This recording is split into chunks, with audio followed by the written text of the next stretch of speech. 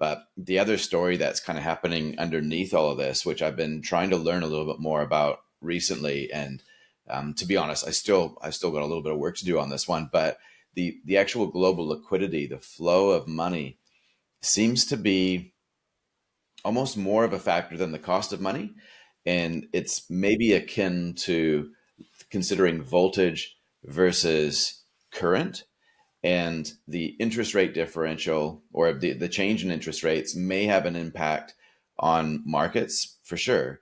But the actual global liquidity, the net new currency that's sloshing around the system, there's more than one lever that gets pulled to increase or decrease that. And that, I guess, will, which is starting to increase again right now. It kind of follows this 4 year cycle, funnily enough, with the election cycle.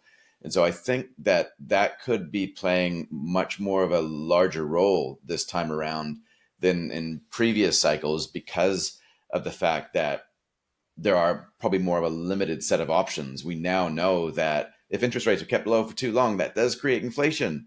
We've reached that, we've poked that bear, and we got to get that bear back in that hole, right? So I think that we're probably going to see higher interest rates for longer, personally, but more global liquidity, and I think that'll come out through asset prices in much the same way.